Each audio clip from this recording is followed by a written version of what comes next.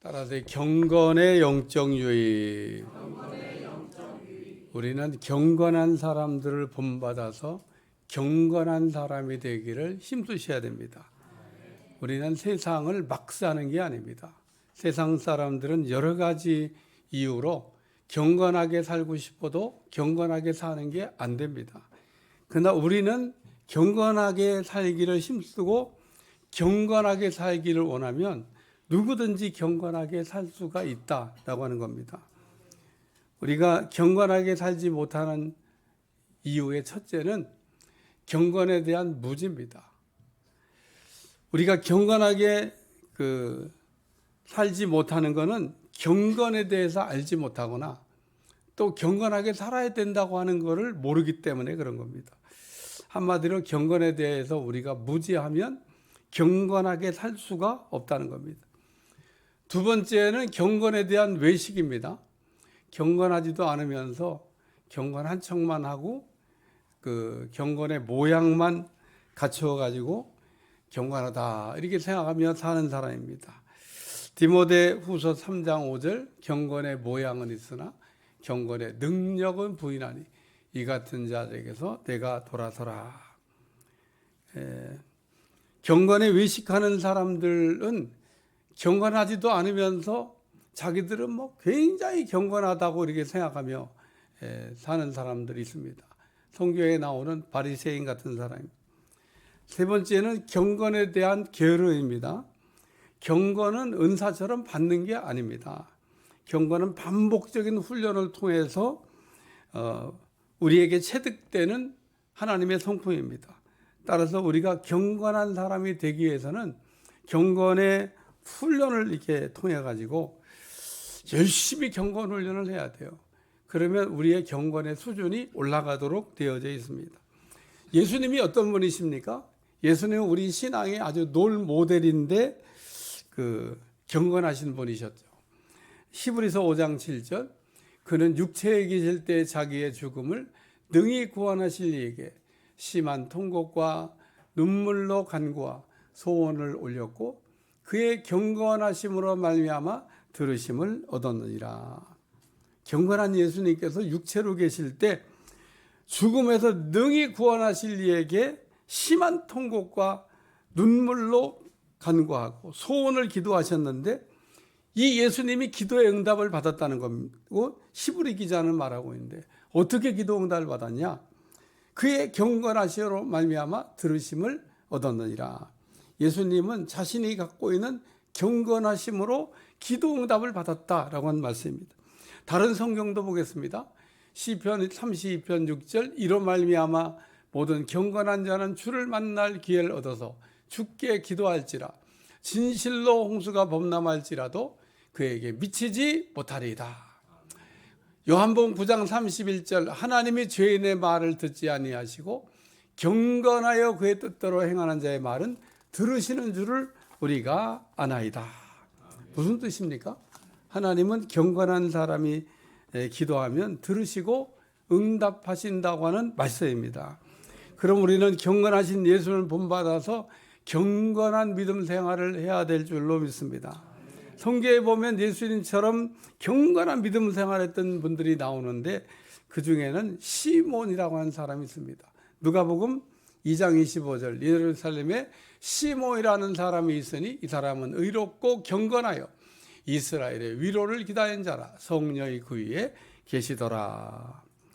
예루살렘에 살고 있던 이 시몬이라고 하는 의롭고 경건한 이스라엘의 위로를 기다린 사람이 있었는데 시몬은 죽기 전에 오실 예수님을 보게 될 거다라는 성령의 음성을 들었고 따라서 이 시몬은 오실 예수님을 간절히 기다리고 있었는데 그러던 어느 날 시몬에게 성령의 지시를 받고 성령의 감동으로 성전에 들어갔는데 이제 마침 나은 지 8일 만에 할례밖에 성전에 들어오던 예수님을 만났다는 겁니다.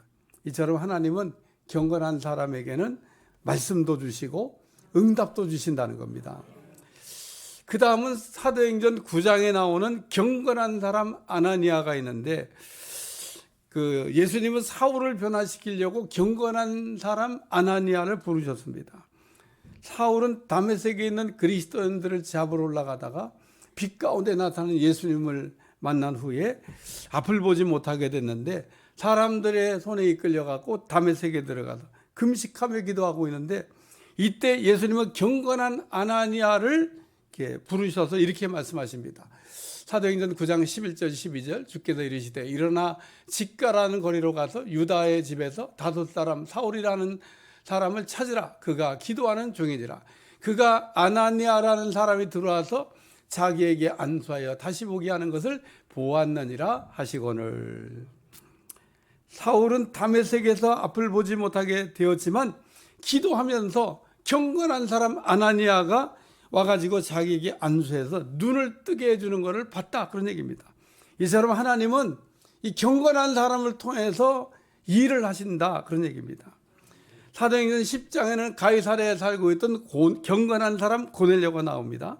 사도행전 10장 2절 그가 경건하여 온 집과 더불어 하나님을 경외하며 백성을 많이 구제하고 하나님께 항상 기도하더니, 이 고넬료는 자기만 경건하게 믿음 생활 잘한 게 아니고 온 집안 식구들과 더불어서 하나님을 경외하고 또 백성을 많이 구제하고 하나님께 항상 기도했다고 말씀하고 있습니다. 그런데 이 경건한 고넬료는 이게 어떤 일이 일어났습니까? 고넬료가는 현실적으로 거의 불가능에 가까운 기도에 응답을 받았다는 겁니다. 고넬료는 자기 집에 사도가 오기를 기도하고 있었는데 하나님께서 이 고넬료의 기도에 응답해 주셨다는 거예요. 그래서 하나님은 요바에 내려와 있는 머물러 있는 베드로에게 보자기 환상을 통해 당긴 부정한 짐승 당긴 보자기 환상을 통해서 이방인 고넬료의 집에 갈 수 있도록 준비를 하시고, 또 가이사랴에 살고 있던 이 고넬료에게는 환상을 통해 가지고 요바에 있는 베드로를 청하라. 그러므로 베드로는 당시 유대인들이 이방인의 집에 가는 금길을 깨고 유대인 최초로 이방인 고넬료의 집에 가서 복음을 전했다라는 말씀입니다. 이처럼 하나님이 경건한 사람이 이렇게 기도하게 되면 기도할 때 하나님의 음성을 듣게 하든지, 아니면 하나님이 들어 필요한 것에 쓰시든지, 아니면 고넬처럼 현실적으로 거의 불가능에 가까운 기도 제목에 응답해 주신다는 겁니다. 그럼 우리는 경건 훈련을 통해 가지고 경건한 사람이 되어야 되는데, 이 시간에는 우리가 어떻게 경건한 사람이 될 수 있는지를 생각하고, 또 경건한 사람이 되면 어떤 영적 유익이 있는가를 생각하며 은혜를 나누려고 합니다. 첫 번째는 약자를 불쌍히 여김. 따라서 약자를 불쌍히 여김. 경건이라고 하는 것은 한마디로 얘기하면 약한 사람을 불쌍히 여기는 마음을 갖고 있는 게 경건이다, 그런 얘기입니다. 야고보 1장 27절 상반절, 하나님 아버지 앞에 정결하고 더러움이 없는 경건은 곧 고아와 과부를 그 환난 중에 돌보고, 경건은 환난 중에서 어려운 사람들을 돌보고 불쌍히 여기는 거다라고 하는 말씀입니다. 오늘 우리가 살고 있는 시대는 구약시대 때 어려운이었던 고아와 과부보다 훨씬 어려운 사람들이 많이 살고 있는 시대를 살고 있습니다. 풍요 속의 빈곤이라고 하는 말이 있듯이 우리가 다 같이 어려울 때는 다 같이 어렵기 때문에 그냥 살아있는 것 그 자체로 위로가 됐습니다. 그러나 지금 우리는 빈부격차가 심하게 벌어진 시대를 살고 있기 때문에 상대적인 빈곤을 해가지고 옛날 사람들이 느끼지 못한 어려움을 겪으며 살고 있다는 겁니다. 따라서 우리 주변에 보면 그냥 살아도 될 것 같은데 그 어려움을 견디지 못하고 막 어려워하는 사람들을 그냥 종종 볼 수가 있습니다. 이처럼 옛날과 다른 어려움이 우리에게 있다고 하는 증거입니다. 따라서 우리는 구약시대 때 이 고아와 과부처럼 사회적 약자에 대한 우리가 배려가 더 필요한 시대를 살고 있다는 겁니다. 다시 말해서 지금 우리가 살고 있는 시대는 옛날과 다른 사회적 약자가 더 많다, 그런 얘기입니다. 예수님은 이 땅에 오셨을 때 소외된 사람, 그리고 멸시와 천대받는 사람, 사회적 약자들과 임마누엘 하셨다는 겁니다. 바리새인과 서기관들이 예수님이 이렇게 사회적 약자와 늘 함께하는 걸 보고 비난했습니다. 바리새인과 서기관들이 예수님의 제자들에게 너희 선생님은 훌륭한 것 같은데 어떻게 그렇게 그 격에 맞지 않는 사람들하고 늘 함께 지냈냐고 이야기됐습니다.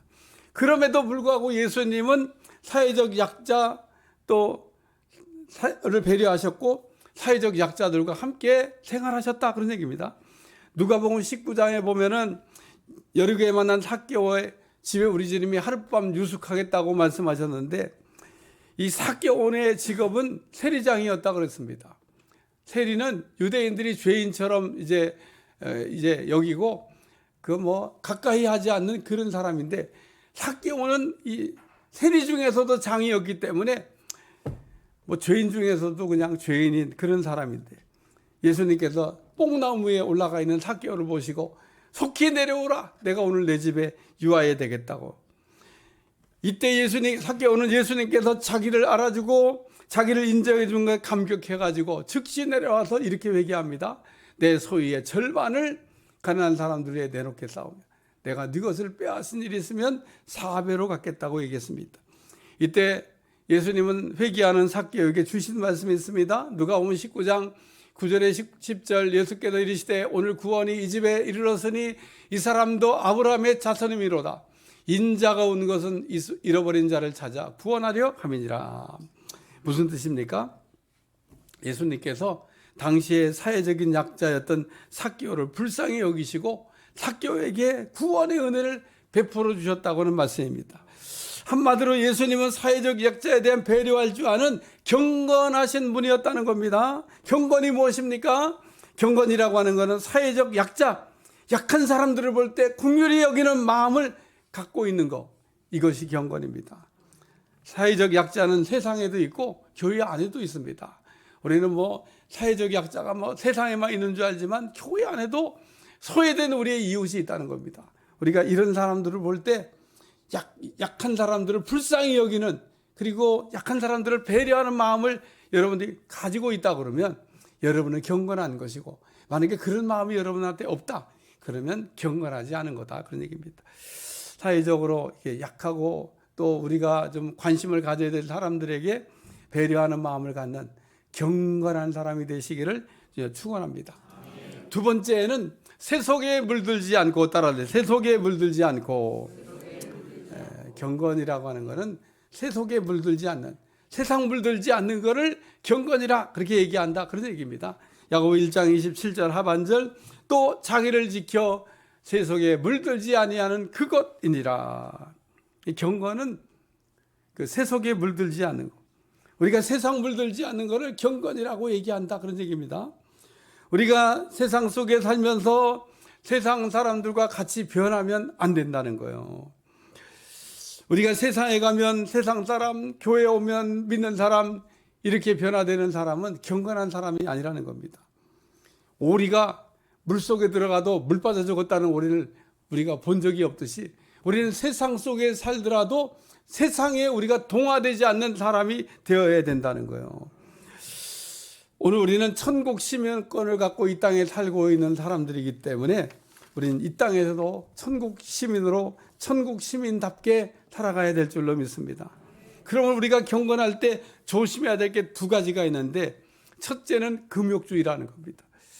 초대교회 사람들은 그 경건해지기 위해서 금욕주의 운동을 이렇게 했습니다. 그러나 이 금욕이라고 하는 것은 기독교의 본질이 아닙니다. 우리가 금욕한다고 경건해지는 게 아니다, 그런 얘기입니다. 초대교회 때 유행했던 이 금욕주의는 두 가지 방법으로 행했는데, 첫 번째는 자기 몸을 학대하는 겁니다. 가령 예를 들면 나쁜 생각을 하거나 이렇게 더러운 생각을 하잖아요. 그러면은 회초리로 자기가 자기를 막 때리는 겁니다. 근데 자기가 자기를 때리는 거니까 그냥 가볍게 몇 대 때리는 게 아니라 몸에서 피가 날 때까지 막 계속 때리는 겁니다. 어떻게 그렇게 악한 생각과 더러운 생각을 할 수 있냐는 겁니다. 근데 우리가 그렇게 때린다고 그러면 다음번에는 정신 바짝 차리고 그런 생각 안 하면 얼마나 좋겠어요? 그게 또 그런 생각이 드는 겁니다. 그럼 어떻게 그러면 또 때리는 겁니다. 매일 자기 몸을 자기가 막 학대하는 거예요. 그리고 또 이런 사람들은 편히 자는 것도 안 돼. 그렇게 하면 불경건이야. 그래서 잠을 잘 때도 장작돔 위에 같은 데 가서 올라가서 잠을 자는 겁니다. 우리가 편한 침대에 자도 잠자리가 불편한데 장작돔 위에 올라가서 잔다. 그리고 그것도 또 이제 좀 모자란다 생각하면 높은 꼭대기에 올라가 가지고 거기서 깜빡 졸으면 그냥 떨어져 죽는데 그런데 올라가 가지고 그냥 잠을 자는 건지 안 자는 건지 그러면서 날밤을 보내면서 그렇게 하면 경건해진다고 이게 생각을 했습니다. 근데 이렇게 이런 그 자기 몸을 학대하는 행위를 한다고 해서 경건해지는 게 아니다 그런 얘기입니다. 그래서 이분들은 경건해지기 위해서 씻는 것도 안 해. 머리 자르는 것도 안 해. 수염도 안 잘라. 그래 살다 보니까 사막에 들어가서 이렇게 생활했어요. 또 한 가지는 그 경건해지려면 먹는 것도 그 예를 들면 많이 먹으면은 죄야. 그 먹는 거를 죄악시했습니다. 그렇기 때문에 이 음욕주의하는 사람들은 극도로 절제하고 금식하는 일을 그냥 했는데 기독교에 나오는 금식하고 이 사람들이 금식하는 건 내용이 다릅니다. 왜냐하면 이 사람들은 먹는 게 죄야. 그러니까 먹으면은 경건하지 않다. 이렇게 생각했던 금욕주의가 있습니다. 우리가 이런 거가 바로 그 세속에 물드는 겁니다. 그래서 우리는 이 금욕주의를 우리가 조심해야 되고 또 하나는 망령되고 허탄한 신화라고 하는 겁니다. 우리가 경건하게 할 때 조심해야 될 거 신화에 빠지지 않는 거라는 거예요. 신화라고 하는 건 한마디로 얘기하면 사람이 만들어낸 이야기를 얘기합니다. 그리스에도 신화가 있고 우리나라에도 단군 신화가 있고 또 이스라엘 강대국 주변에 보면 다 신화를 가지고 있습니다. 그런데 그 그리스 신화에 보면 뭐 낮은 신이 있고 높은 신이 있고 뭐 제우스가 뭐 온 세상을 다스린다 뭐 이런 이야기를 합니다. 그러나 이런 신화는 진리도 아니고 사실도 아니다 그런 얘기입니다. 이런 거에 우리가 빠지게 되면 이게 바로 세속에 우리가 물드는 거다 그런 얘기입니다. 그러나 성경에 나오는 천사나 마귀는 이건 사실을 기록해 놓은 거라는 거예요. 이런 건 신화로 또 우리가 이야기하면 안 된다는 겁니다. 천사나 마귀를 신화라고 그러면 누가 좋아할까? 그러면 뭐 마귀만 좋아하겠죠. 그 속에다 자기가 살짝 자기를 숨길 수 있으니까. 독일의 신학자 이 불투만이라고 하는 사람이 천사나 마귀에 대해 신화라고 하는 용어를 이렇게 쓰기 시작했는데 저도 신학교 다닐 땐 그게 그냥 맞는 줄로 이렇게 생각을 했는데 그러나 바울은 말하기를 우리가 경건한 사람이 되기 위해서는 망령되고 허탄한 신화를 버려야 된다고 말씀하고 있습니다.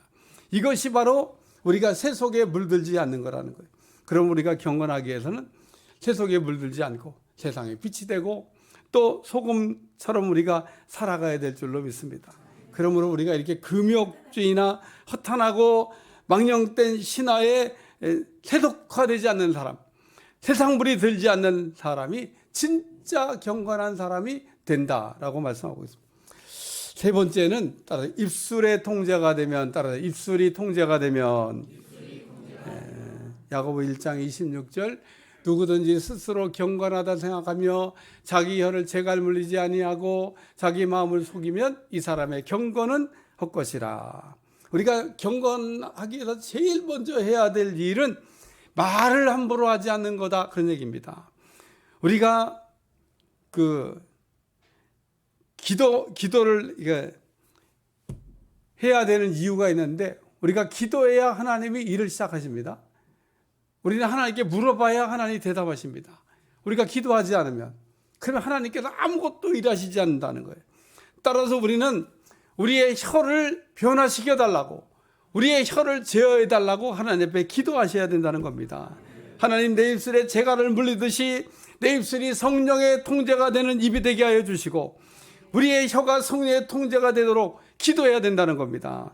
왜냐하면 우리의 경건은 말을 온전하게 말을 예쁘게 말을 덕스럽게 하는 것이기 때문에 그렇다 그런 얘기입니다.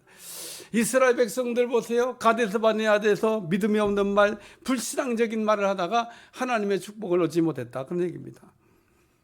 그리고 이스라엘 백성들은 정탐꾼들이 가나안 땅을 정탐한 40일을 하루를 1년으로 계산해서 40년 동안 광야에서 이제 그 길을 걷게 됐습니다. 만약에 이스라엘 백성들이 혀에 재갈을 물리는 사람처럼 믿음 있는 말을 했다 그러면 아마 그때 즉시 가나안 땅의 축복을 얻었을 거다, 그런 얘기입니다. 그럼 우리는 입으로 짓는 죄를 조심해야 될 줄로 믿습니다. 경건이 무엇입니까? 경건이라고 하는 것은 우리 혀에 재갈을 물리는 거다. 다시 말해 우리 혀에 재갈을 물리고 말을 온전하게 하는 사람, 경건한 사람이 된다는 겁니다. 감리교의 창리자 웨슬레는 경건을 위해서 항상 자기 자신을 점검하는 질문을 했다고 합니다. 첫 번째는 나는 항상 기도하고 있나? 이걸 자기한테 물어봤다는 거예요. 한번 따라해. 나는 항상 기도하고 있나? 우리가 항상 기도하고 있고 또 기도하는 마음으로 살고 있냐, 그런 얘기입니다. 우리가 어떻게 하면 경건한 사람이 될 수 있겠습니까? 우리는 기도하는 만큼 경건해지고 기도하지 않는 만큼 경건하지 않은 겁니다. 우리의 경건은 기도와 정비례합니다. 디모데 전서 4장 5절 하나님의 말씀과 기도로 거룩하여 지미니라. 두 번째는 나는 매 순간 하나님 앞에 즐거워하나. 우리는 하나님 앞에서 즐거워하고 있는지, 우리는 하나님 앞에 있는 즐거움이 있는지, 이거를 점검해 봤다는 겁니다. 우리는 하나님 앞에 그냥 있다는 그 자체로 기뻐하시길 주여 축원합니다. 우리는 이렇게 하나님 앞에 있으면, 내가 이렇게 하나님 앞에 나와가지고 이렇게 앉아 있다고 그러니까 얼마나 참 감사하냐. 그리고 기쁨이 있어야 돼요. 모든 사람들이 다 이렇게 하나님 앞에 와서 서 있을 수가 있는 게 아닌 겁니다. 우리는 모든 사람들이 다 하나님 앞에 와서 설 수 있다고 생각하지만, 잘 여러분 생각해 보시면 하나님 앞에 서 있는 우리보다 하나님 앞에 서 있지 않은 사람들이 훨씬 더 많습니다. 아파트 좀 내보세요. 아파트 1000세대면 100가정밖에 안 믿습니다. 여러분 이걸 헤아려 보지 않았으니까 그냥 아파트 단지 1000세대면 그 안에 많은 사람들이 믿고 있는 줄 알지만, 여러분 1000세대를 오르락내리락 하면서 교폐수를 세버리면 100세대 정도밖에 없어요. 그러니까 900세대는 안 믿는 거라니까요. 그러니까 우리는 그런 거를 계산해 보지 않으니까 엄청 많은 사람들이 예수님 믿는 줄 알지만, 그러면 우리가 이렇게 하나님 앞에 나에 서 있다고 하는, 하나님 앞에 있다고 하는 걸 생각할 때, 얼마나 참 감사하냐. 그 많은 사람 가운데 불러주시고 택해 주시고 하나님 앞에 예배 드릴 수 있도록 이끌어 주신 거, 감사한 일인 거죠. 세 번째는 나는 모든 경우에 감사하나. 바울이 말한 것처럼 범사에 감사하는 겁니다. 우리가 감사 대신에 원망 불평이 나오고 있다고 그러면은 이거는 뭐 경건하지 않다고 하는 확실한 증거가 되는 겁니다. 왜냐하면 경건한 사람은 혀에 재갈을 물렸기 때문에 원망 불평하지 않는다는 거예요. 네 번째, 나는 욕심내는 게 없는가. 우리는 다 이게 우리 마음에 욕심을 이렇게 내려놔야 된다고 하면서도 욕심이 있습니다. 돈에 대한 욕심. 돈을 얼마나 벌으면은 그 만족할까. 돈에 대한 만족은요, 영원히 없습니다. 영원히. 그러면 또 그 나머지 명예에 대한 욕심, 이것도 끝이 없습니다. 성공, 이것도 끝이 없습니다. 오늘 우리는 어떤 마음을 가지고 살아야 되냐? 하나님이 내게 주신 거에 자족하는 마음, 감사하는 마음이 넘쳐나시길 주여 축원합니다. 그래서 오늘 우리 경건한 사람은 마음에 욕심이 없어야 되는데, 내 안에는 욕심이 없나, 이거를 살펴보셔야 된다는 거예요. 다섯 번째는 나는 두려워하는 마음이 없나, 이걸 살펴봤다는 겁니다. 왜냐하면 우리 마음에 두려워하는 마음이 있다고 하는 것은 하나님에 대한 믿음이 떨어졌다는 증거기도 하고, 하나님을 우리가 불신앙하는 거기 때문에 이런 사람은 불경건한 거죠. 경건한 사람은 그 두려움이 없다, 그런 얘기입니다. 여섯 번째, 나는 연속적으로 하나님의 사랑을 느끼고 있나. 오늘도 이런 일 저런 일 하면서 하나님의 사랑을 느끼고 있냐고 하는 그런 질문입니다. 혹 나는 하나님의 사랑을 잊어버리고 살고 있는 거 아닌가. 하나님이 이렇게 나를 사랑하고 계신데. 혹 어떤 사람은 그럴지도 몰라요. 하나님이 나만 미워하시나 봐, 나만 안 사랑하시나 봐, 이런 생각은 그럴 리가 있겠습니까? 그러니까 오늘 우리는 이 시간에도 하나님이 세상을 이처럼 사랑하신다고 하는 것처럼 나를 사랑하고 있다고 하는 것을 믿으시길 주여 축원합니다. 마지막으로 웨슬레는 나는 말이나 행동에서 하나님을 기쁘시게 한다고 자신 있게 말할 수 있냐? 다시 한번. 나는 말이나 행동에서 하나님을 기쁘시게 한다고 자신 있게 말할 수 있냐? 그러면 경건하다는 겁니다. 그래서 웨슬레는 자신의 경건 생활을 위해서 7가지 점검표 이렇게 만들어 놓고 늘 자신을 점검했다고 하는 말씀입니다. 결론적인 말씀입니다. 우리는 하나님 앞에서 정결하고 더러움이 없는 경건한 사람이 되어야 된다는 거예요.